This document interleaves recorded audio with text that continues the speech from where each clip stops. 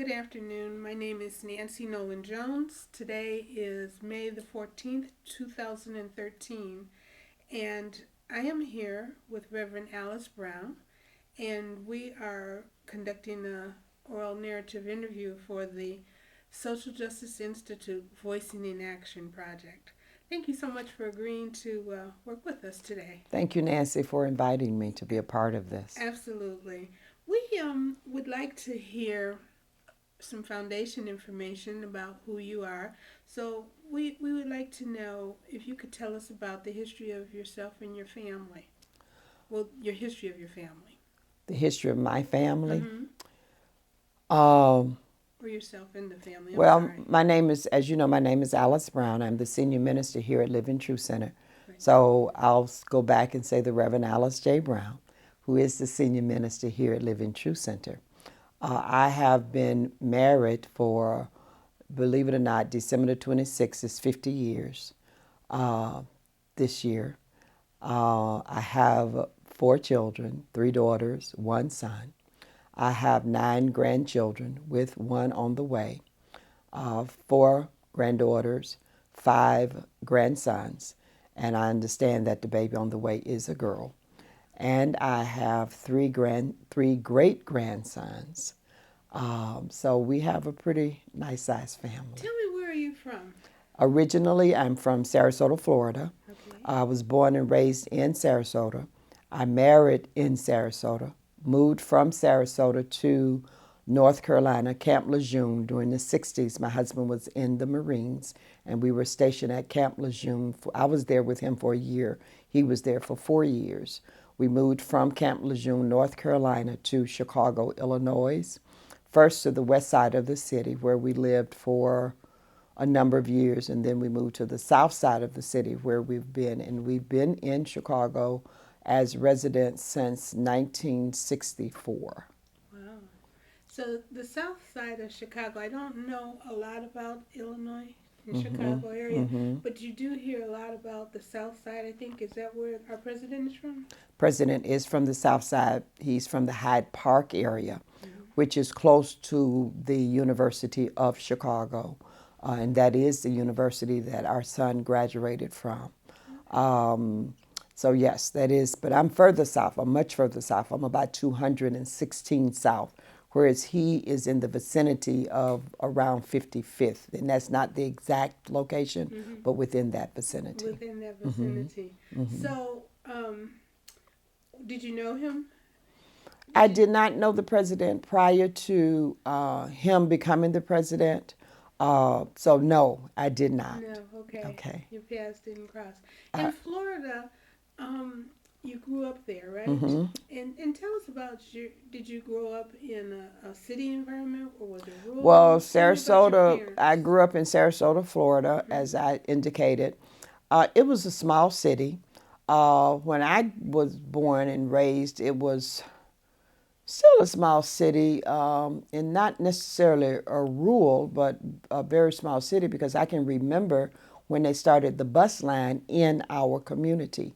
Prior to that, there was no public transportation in the community that I lived in. And I can remember it starting there. I went to high school. I went to grammar school and high school there. What year did you get, so we can have a time frame of when you were there? I was born in 1946, Okay. and I left when I was 18, around 1964. Okay. So those were some critical years for Yes. South. Yes. Tell me, what did you experience? I mean, we hear an awful lot about segregation and. When you grow up in an environment and that's the norm for you, you don't see it from the eyes of other people. So growing up in the South, for me, there was a black community and a white community. I've had no personal incidents with racism that I can acknowledge, but I do remember the Jim Crow laws, where if we went out to eat in restaurants, we had to go to the back door. We were not served we couldn't walk in and take a seat. So if we wanted to get something from McDonald's, or we wanted to get something from any restaurant, we had to go to the back door to be serviced. However, if that's an environment that you grew up in, until someone tell you that's not the correct thing then it's normal for you because that's what you know. Absolutely. We hear that a lot. I mean, we experience that. You know, our norm may not be somebody else's Correct, norm. correct. Were the schools segregated? No, when I grew up, they are now, but no, they were not when I grew up. I went to an all-black school, Booker Elementary School and Booker High School. Um, it was when they decided to do the segregation, what they actually did was close the schools in the black community and bused the black students to the white community. And then at some point in time, because I had left, at some point in time, they opened the schools back, and then they had the white kids go to those schools, and the black kids were still going, or the African Americans, but at that time we were saying black, they were still going into the schools, into the white communities.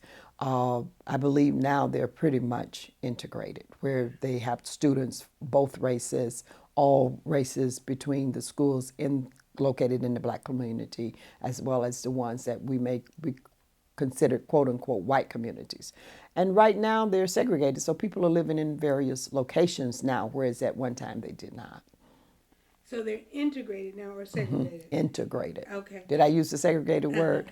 I should have said they are now integrated. I see. Are there segregated, you know, in Cleveland, where our schools were integrated, but then as we moved into different communities, as the people, as the flight took place, people moved to different communities, which segregated them.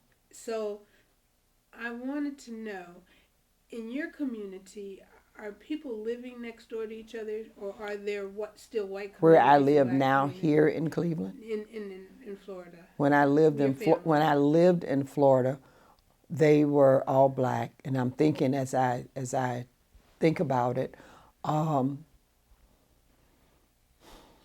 you probably can say where my families live now is still predominantly black, because when I go visit, the neighbors are predominantly black. I can't, but they are integrated. There are communities where there are blacks and whites living next door to each other. Okay. But as I'm thinking back to where my father lives now, my brothers where they live, it's in a community that's predominantly black. Is it? Mm-hmm. How did Sarasota compare to Chicago? Did you feel like you were coming north for sure?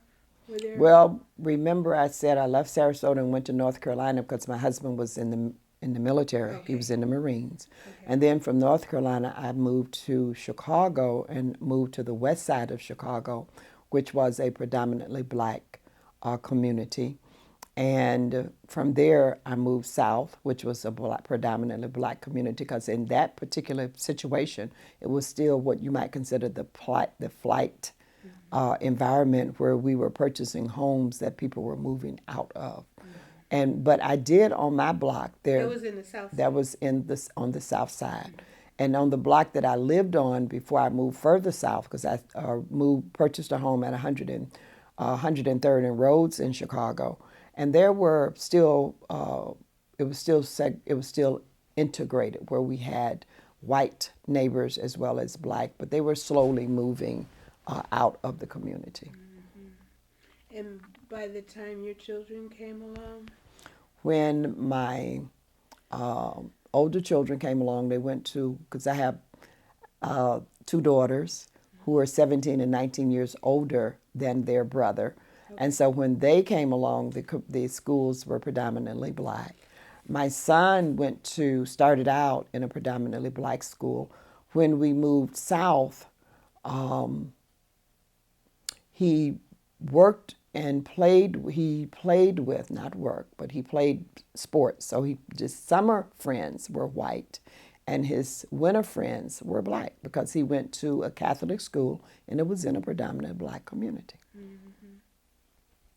Yeah, it seems like where you live in your neighborhoods kind of dictate the makeup of the people that surround you. For the most part. Mm-hmm. Where I'm living right now is integrated. We have white neighbors, we have Spanish neighbors, as well as blacks, but it's still probably predominantly black. So. And it's that specifically whether it is or isn't is not an issue. As we move along, we're going to ask you about incidents of racism. Um, but for right now, I want to just kind of keep these questions in order because that's helps the person in the office. And so we thank you for sharing your earliest memories um, with the family. Um, the next question says, can you think back to your earliest memory of East Cleveland and tell me what life was like then? I moved to Cleveland 7 years ago. So my earliest memory of East Cleveland is probably what it is pretty much now. Because when I moved here 7 years ago, I became the senior minister at this church, Living Truth Center. And our community was basically what it is today. What brought you? Did Living Truth Center bring you Living, to Cleveland? Living Truth Center. Yes.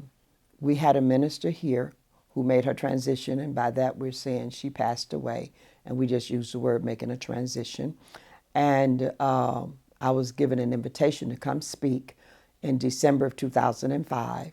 They invited me to consider becoming the senior minister. I had given them an application in February of 2005. And by December of 2005, the minister made her transition, and I was invited to consider becoming the minister. After talking to my family and to my husband, who was about 2 years away from retiring from work, we agreed that it would work for us. And so I accepted the invitation, and I've been here ever since. Have you? You know, I am curious. Were you pastoring or senior minister at a church before you came here? No, I was in charge of a study group before I came here. Had been in charge of that study group for about 14 years. Prior to that, I assisted another person with a study group for probably 2 or 3 years. And but I was an ordained minister. I was ordained in 1995. I was a staff minister at our location in Chicago, Christ Universal Temple, which is located at 11901 South Ashland Avenue in Chicago. So I was a staff minister there. And because I had given them an application in February, but they decided to work with another minister. Once that minister was no longer available to them, then I think they just and I was given the opportunity to speak here. Then they just reconsidered my application. That's interesting. So, what led you to the ministry? I could honestly say that I've had a calling for most of my life. I've known in my heart of hearts that I wanted to be a minister. I've known that I had a healing gift. I did not understand it as a child coming up. It was just an idea that I had.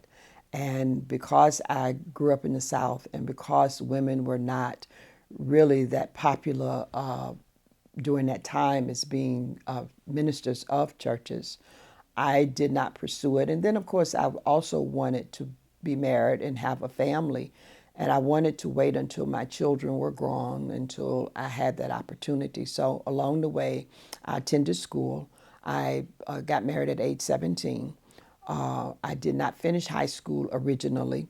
I went back to night school once we moved to Chicago, and I completed my high school degree. And then from there, I took various classes. At the time, I took a key punch class. I worked, first of all, when I went to Chicago in a factory, and I went to school, and I obtained my cosmetology license first. And then I went to key punch school, and I worked as a key punch operator, moved into computer operations, and from there into management. And I worked there until I worked in that field until 1995. And I took an early retirement from CNA Insurance Company because I was studying for the ministry, wanted to do ministry full time, had the opportunity, raising my family, had the opportunity to retire. So I took an early retirement. Went and worked at Christ Universal Temple as their registrar for about 2 years and continued working with my study group. And I just got to a point after about the 14th year, I felt a little restless, did not know why.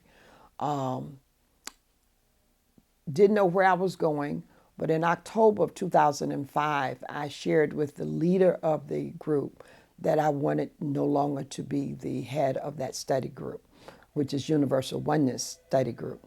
And so what I did is, just knowing something was going on, but not knowing what it was, just feeling a little restless, I just stopped doing my study group.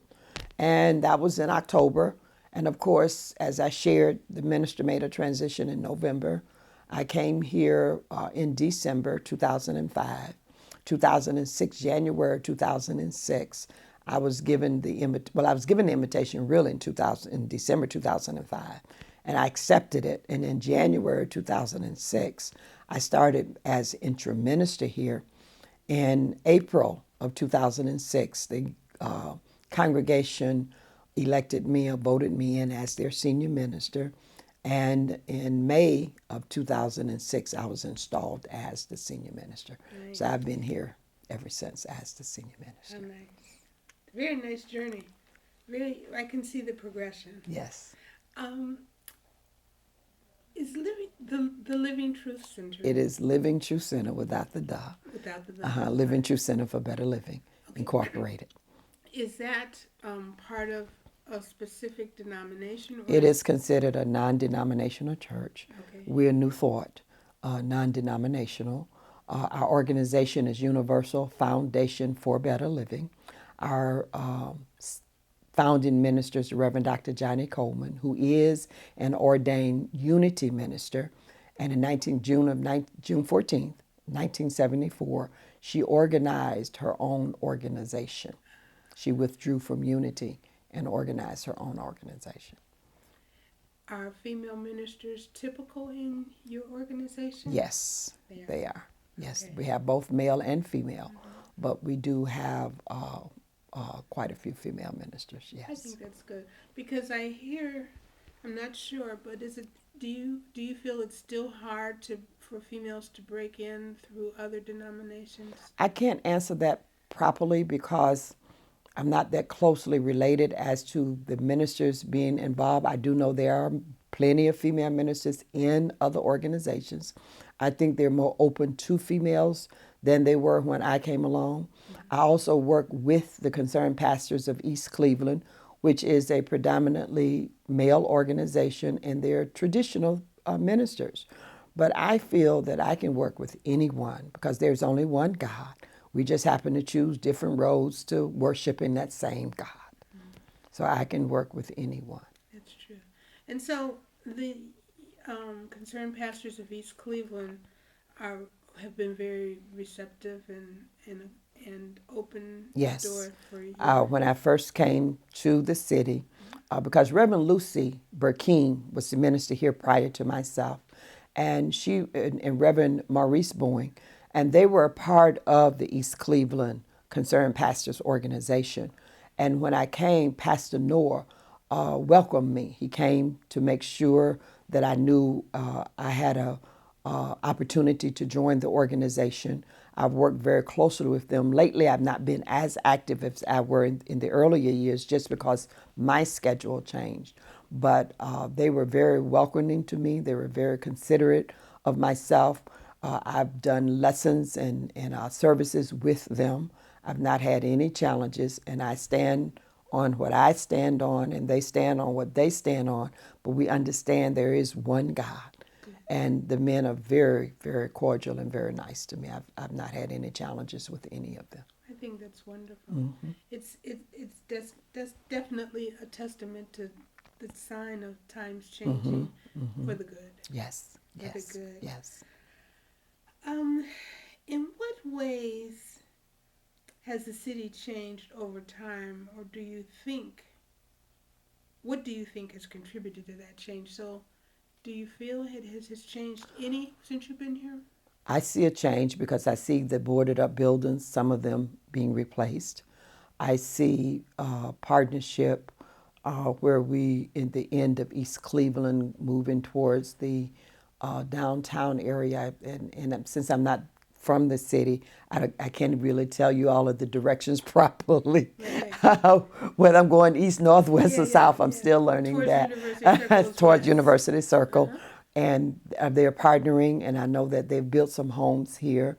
I know that the Cleveland University and some of the other community leaders have been meeting at the East Cleveland Library, and they've been working in the community. As you know, we have at the end of the hospital was torn down, but we have the Stephanie Tubb Jones Center, and right across from that we have the Mildred Brewer Apartment Senior Complex that's up. So that's new. So I do see some changes taking place, and I see some good changes taking place in the community. How now that you've mentioned the Stephanie Tubbs Jones Center, um, how what was your reaction to the Huron Hospital closing, and do you feel Same reaction as everyone has had. I was shocked. I was saddened because that was such a economical means for the city of East Cleveland, and with them taking the hospital out, it took a big resource out of the city as far as the tax base is concerned. I felt that having the hospital here, and especially when it was a trauma center, that the people in the community could get care much faster and easier. With Stephanie Tubb Jones Center there, of course, they are still being able to get some medical attention. So it was shocking for me. It was. did you understand it from a business sense? What they shared with us. Okay. I heard what was said. Yes. I can't say I accepted everything that was said, but I heard what was said. I know when it comes to business, things represent dollars and cents. And I suppose for Cleveland Clinic, it made sense to them. I still think the hospital was a benefit to the community. But I heard everything that they said. I heard all of the arguments because they had some of the meetings here at the church. But you know, times change, things change, and you learn to adjust and adapt to the changes. Absolutely. Absolutely. Do you feel like that was the biggest change that occurred since you've been here 7 years?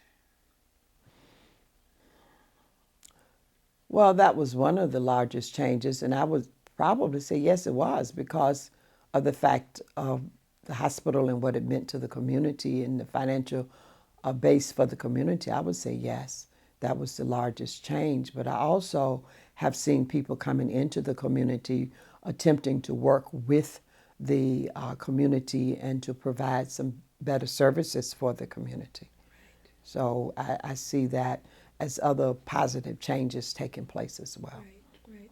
So that may help balance it. Mm-hmm. The next question is how has race/racism impacted you personally? And the second part to that question is how has it impacted the city of East Cleveland?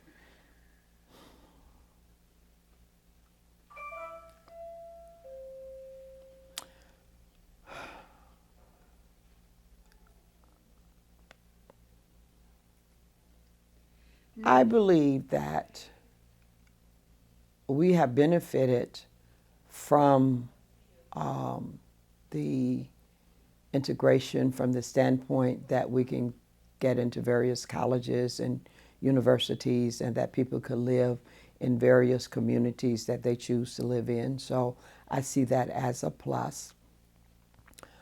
I was always taught to dream and go for my dreams.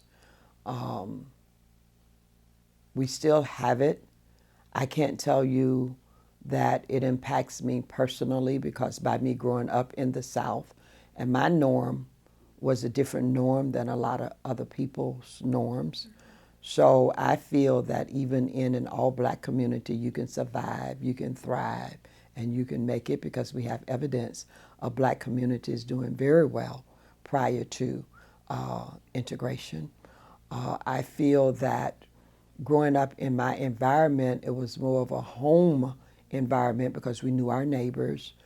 We knew where we could go for safety. We knew where we could, if something was occurring and our parents weren't around, we knew which homes or houses we could go, and we felt safe. We knew our neighbors. I don't know if we know our neighbors as much today as we did when I grew up. That just may be me in my thought process. I'm not sure, because I'm sure other people may look at it from, may have had different experiences.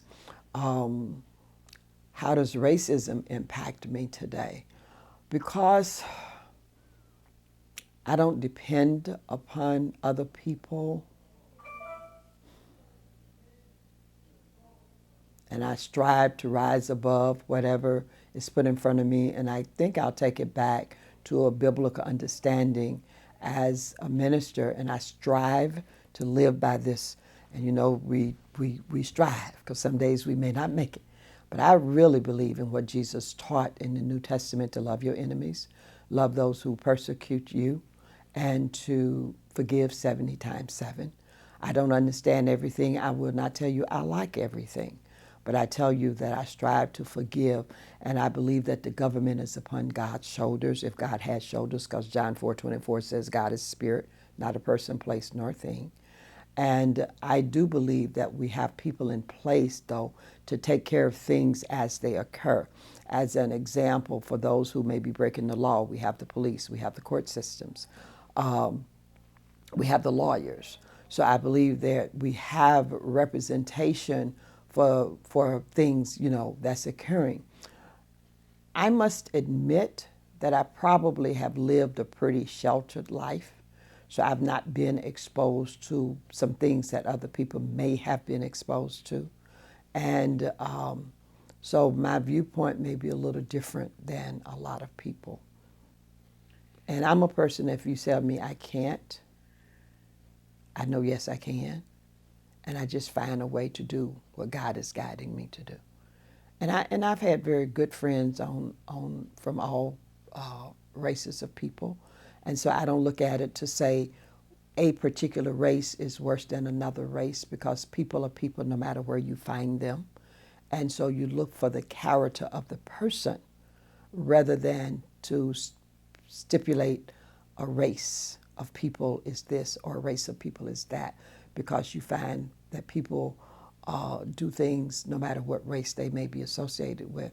So I strive to look at people more from, we're all God's people. We're all made in the image and after the likeness of God. And God created all of us. And if you go back and look at Genesis 1, when it said God created man, and it did not say just a particular person, it said God created all of us. So I pretty much stand on that basis. Do you feel that racism has impacted the city of East Cleveland? I'm sure it has, when we look at the boarded up houses, when we probably look at people who own homes and did not take care of them, or landlords who maybe did not take care of their property. So I'm sure that it has impacted East Cleveland. This was a beautiful community. This is Rockefeller land. So we know at one time this was a fantastic, beautiful community with mansions and beautiful homes. So when people moved out and left the community and people moved in, the property was not maintained and taken care of. So I can say probably yes, that it has impacted this community. And whoever the homeowners were, because I'm sure the homeowners weren't just whites, that there were some black homeowners that did not take care of property as well. But you can look around and see that there have been some impact to the community, yes. Next question is, how has inequality impacted you personally, and how has it impacted the city of East Cleveland? When you say quality, tell me. Inequality. Inequality. How has that impacted East Cleveland? And how has it impacted you personally? Well, inequality would be any time a person is not able to get a job, or they, and I know we can use the argument that maybe they weren't trained or they didn't go to school, or if you won't hire me, or I can't live someplace because of my color, certainly that is an impact. How has it impacted me personally? I can't say that it has, because the community that I live in currently is Cleveland Heights, which is an integrated community. In the building I live in, I have next door to me different nationality of people, so I have not been impacted in my living by that. I can't tell you that because I'm the pastor of the church here, I can't see where I've been impacted even because our doors are open to everyone. Not just we are predominant black church, but we're open to everyone. Everyone is welcome to attend here. Did you experience any inequality in the ministry, even prior to moving to Cleveland? No. No, I did not. Okay. Because remember, I said I went into the ministry under the denomination that I'm in. So, being that the founder was a female, and we had both male and female, we had various other nationality of people, but majority are African Americans. So I did not feel that I was impacted in any way by inequality during my ministry. No. Just curious, and I know we've gone over this, but and you've said that when you're living in certain situations, you don't know anything but that situation. So inequality would not have been applicable to even your younger years. It took people to tell me I was living in the ghetto for me to know I was living in the ghetto. I was living good as far as I was concerned. Mm-hmm. So it took somebody telling me that I wasn't living good. It took somebody telling me that there was another quality of life. So growing up, I didn't know any different because that's what I knew. That's what was around me. That's what was accepted by me. So it took people telling me that I lived in the ghetto. My grandson went to school and a teacher told him he lived in the ghetto. He came home and asked me, Grandma, do we live in the ghetto? Would you say that the loving environment of your home, your family, would nullify the whole inequality notion? Because you're saying that you didn't know that if living was substandard, love But see, superseded all of that. when you think about a kid growing up, that's like when you take a child away from their parent because you say their parent is being abusive or the parent may not be taking care of the child well, the child has a longing for the parent because that's what they know. So it takes someone telling them that they're living substandard or their lifestyle is different from somebody else. It takes us getting to know other people to look and see the difference between our lifestyle versus someone else's lifestyle. So if you grow up in an environment and this is what you know, and I guess you can say you're conditioned. I suppose you could say it that way. What I'm saying is then in your viewpoint, it is not an inequality. You're living quality compared to... Now that I know different as an adult, I know different because I've been exposed to different. So yes, you can say it was inequality. Yes, my parents really, it was very difficult for them. They had 7 children and they were not educated people. So they had minimum paying jobs. So it was very difficult for them. But of course, I did not know that because I had food to eat every day. I had clothes to wear, but my grandmother and my aunt helped to make sure that we were clothed, made sure that we had food. If my parents ran short of anything, until I became maybe a teenager, before I really realized that maybe there was some challenges or situations. But I'm sure that may not have been every person, but that was my experience. Sure.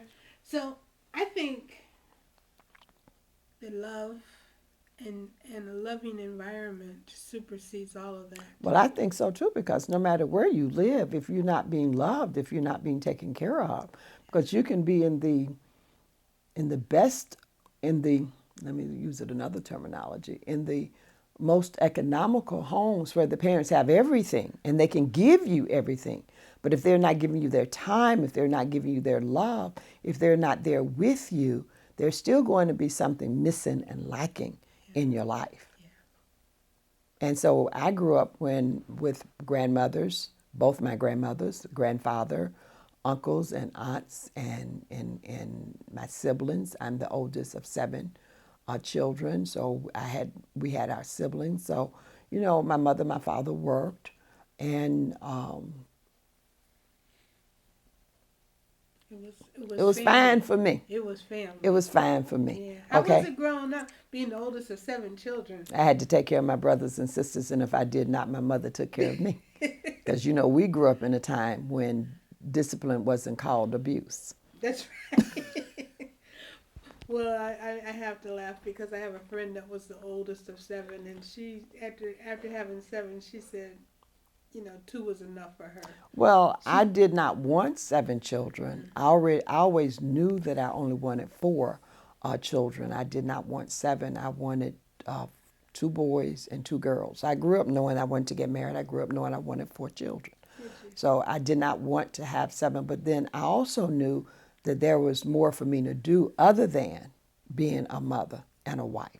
And so because I had other goals, I wanted to raise my children, make sure that everything was okay, and then pursue the other goals that I had.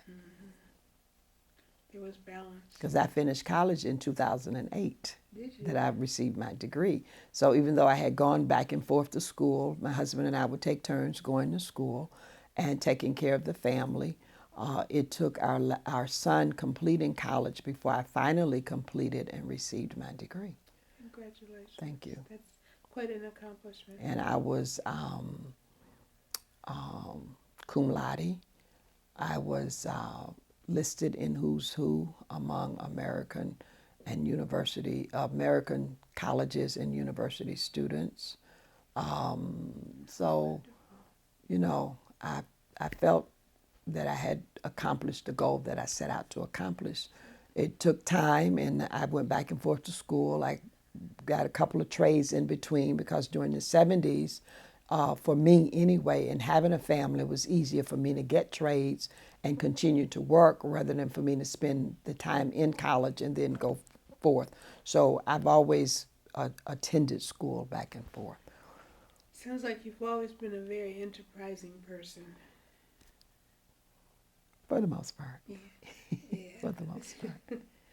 Yeah. For whomever is going to watch this will be inspired, I'm sure, as I am. Our next question is, can you recollect a memory or instance when the community fought for something? Yes, because I grew up in the 60s. So I know that Dr. King, civil rights, I was living during that particular time, Malcolm X, and during the time of the riots and all of that. So we had to fight for where we are now, for the right to vote. We did not always have the right to vote. So, we had to fight for that. And so I think we take stands at different points in times to say that here we are and we are equal and we should have the same rights as everyone else. So, in Sarasota, Florida, there was not always, like you said, there was not always an opportunity to vote. So, was it as big of an issue there as we hear a lot about Birmingham and other more well recognized or larger movements in cities? So, It was just as wanted there. As I think back, during the 60s, I left Sarasota in 64, 65, 65. I don't remember. Can't say they didn't do it. I don't remember the marches there like they may have had in some of the other southern cities. I don't remember the sit-ins that may have taken place in other locations. But remember, well, maybe I shouldn't say remember because I didn't say this. When I left Sarasota, I was 18, 19. So when I was going to school, the schools were segregated, and they had just started to integrate the schools back in 65, 66.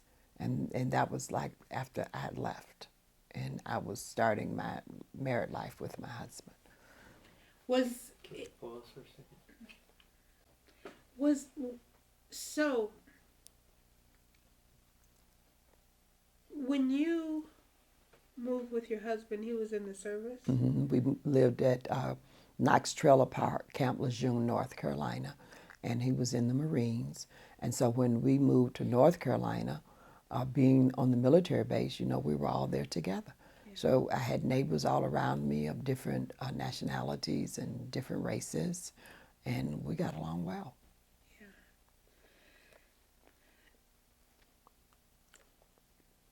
What about, I think we already answered this, but the community fought for something. That would be East Cleveland. How about East Cleveland? Of course we fought for something. We fought for the hospital. Yeah, right. We've certainly fought for the hospital. We've had meetings here at this location. I attended meetings with the concerned pastors. We did as much as we knew to do in order to not have that hospital leave the community. Sure. So yes, that is something that we fought for. How have the surrounding institutions and cities impacted East Cleveland? Or not? I probably don't have a good answer for how they have impacted. I can see where they have been a help to the city because I've attended meetings where they would have on a monthly basis meetings where they had people coming in from Case Western Reserve, from Cleveland University, from other leaders in the community, politicians, where they were coming together to look at the community to see what it is that they can do in the community and how they could make changes in the community. I do know that during the time when we were really concerned about the hospital leaving the community, we had other people coming in from other communities being just as concerned, because that meant that ambulances would have to possibly leave here and go to other communities. So there have been some impact on East Cleveland within, and I can't think of a lot of negative ones because of my probably taking care of things here, but I can certainly think of some positive ones and where we have come together as people working together to work to make this a much better community. I like that. What is your vision for the future of East Cleveland? And some of the major issues that need addressing in order to better your neighborhood community? My vision for this community is to have better homes for the people here, to make sure there are jobs available for the people here, that they have good health care for them, for the people who live in this community, that the school system is providing the educational tools that the young people will need as they leave school in order to get into the colleges and the universities. My vision is that we work with the people in the community to reach out, to make sure that we are providing services for them that they may need to have to help them live better lives. Outstanding. So, I think you've already answered this, but let me ask. What would you be prepared to do to participate in making East Cleveland better? One of the things that I'm constantly looking for are programs where we can assist people. One of the things we do right now, which I think helps the community, is we allow the AA group to meet here on a Friday. We allow the CA group to meet here on a Sunday. So that certainly is an opportunity for people to better their lives and to move away from some of the activities that may not have been the healthiest for them. I'm open and receptive to going any place that I can to share the knowledge that I have, to teach people that they can live better lives if they choose to. We can make better choices. I have worked in the community when we have gone out to do cleanup days so we can make the community beautiful. So I've spent some time in the community with Pastor Pastor Norris, and we've done some cleanup in the community. So, and I'm constantly looking for ways that we can bring people in to the church to assist them and not necessarily have them become members, but certainly we would love for them to become members, but just to let them know that we're here and we can partner with people in the community, which I've done with the concerned pastors when we've done various activities and services and things of that nature. I think that's outstanding. It seems like you're doing a fantastic job here, just opening the doors and making people know the opportunities that they can have in terms of worshiping here, Mm-hmm. which is a great personal piece to uplift you personally. Mm-hmm.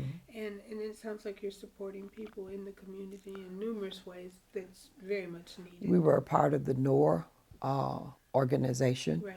So we've worked with them. I have a couple of members who have worked with them representing our church. I've worked a bit with Travell in that organization. Probably haven't done as much as he would like for me to, but I have worked with him. Yeah. And so we're here to let people know that they can change their lives if they choose to. It's work and takes time. We offer classes, and they're not just for our members, but they're for everyone. We have a systematic class study program, and they're open to everyone who chooses to come and participate with us. Would you say most of your members are from East Cleveland or from surrounding? No, I have members from East Cleveland, and then I have members from surrounding areas. I have members that come in as far as from Twinsburg. So our members come from various communities. You're doing an outstanding job. Here, we do thank you for the opportunity to have this interview with you. We certainly look forward to, from the Social Justice Institute, being able to work with you on things in the future too. Well, I look forward to that, and I'm very grateful to be a part. I know my experience may be unique compared to some other experiences, but I could really only talk about mine and the ones that I've had. But I just praise God each and every day and do the best that we can do to be a blessing and a support to those that we can. And if it's someone come here and I'm not able to assist them, I make sure that I send them where they can be assisted. And with working with the other pastors, and that gives me an opportunity to know what some of the other churches may offer that we may not offer. Right. And so we can send people there as well. We have opened our doors for one of the radio stations come in once a year. Matter of fact, I believe we're almost at that time for them to come in and they do a class here for the public. So, we do have space available for people. When they were doing the census training, they used the church as a place for them to test people and to train people when we were doing the census program. Right. So we are here and available to the community as best as we can be. I feel that. I feel that sense of community here. Yes. Thank you so You're very welcome. much. You're welcome.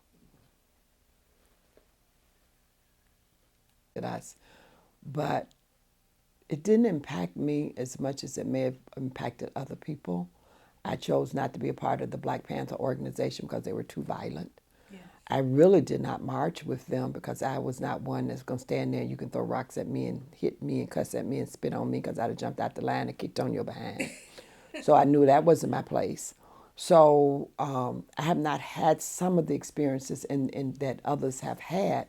And coming from my home environment and getting married at 17 and working to not have a high school degree and trying to raise children and then going to school so that you can support your family and do better for your family. My life was pretty much in a circle: work, home, and school, and taking care of my kids and then making sure they were involved in things that was going to be conducive for them.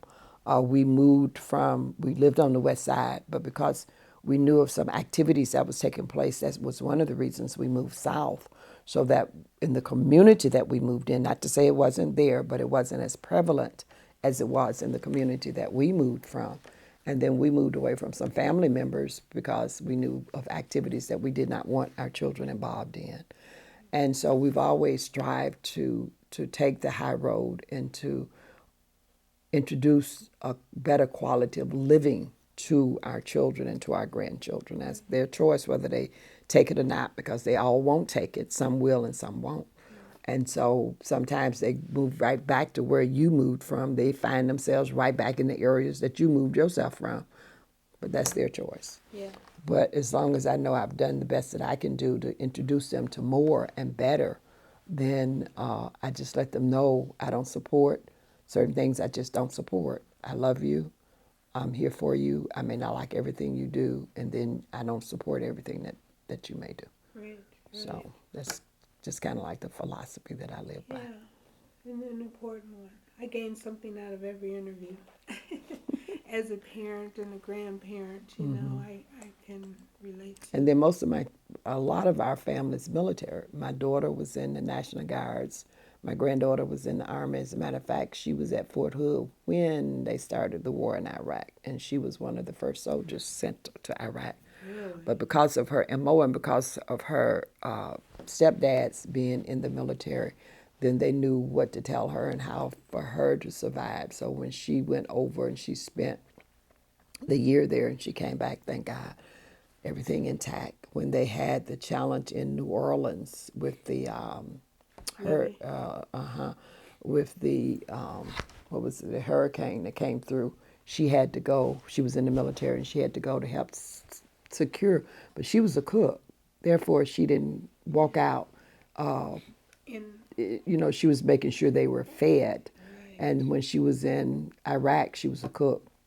So she was making sure they were fed. So her MO didn't put her in a lot of harm's way. Thank goodness. And so that was a difference for her. Her stepdad just finished 25 years, 26 years in the military. He just, February was his last military tour. So quite a few of our family members are military people. Something. And my husband spent 4 years in the Marines during the Vietnam War. Really? Quite. You hear so many stories about that. To even live past that and to continue to serve is quite a testament to who he is. So he did 4 years, and when we finished North Carolina, we had a choice of moving back to Florida. His family members had come to Chicago, and so he moved to. That's why we moved to Chicago, because his family. He's from Mississippi. Now, if you'd had a conversation with him, you'd had a whole different story, because he grew up on a plantation, and his parents were sharecroppers, and his mother and father were illiterate, and so you would have a whole different story with him than you would with me. Isn't that something? Just down the road, and it changes that. So his mother and his father both were illiterate, but his father would drive across the country, could not read a word. But you know what? Could drive from Mississippi to Detroit, knew where he was going. He knew where he was going. Could not read a word. Isn't that? As you know, back in the day, somebody took the test for him to get their license. Yeah. Yeah. We do what we have to do, right? Yeah, we do what we have to do. And his mother would ride the bus and go wherever she needed to go and take care of her business. Could not read a word. And that was common. That was common. We heard that a lot. Different story. And then with him, half of the children are in one name and half in another name, depending upon who the midwife knew, which side of the family the midwife knew.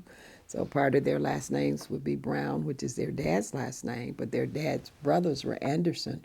So depending upon the midwife and what they put on those birth certificates, part of their some of their last names are Brown, some of their last names are Anderson. But they're siblings. They're siblings, but the same dad. But it depended upon, because his dad was different from the older brothers and sisters.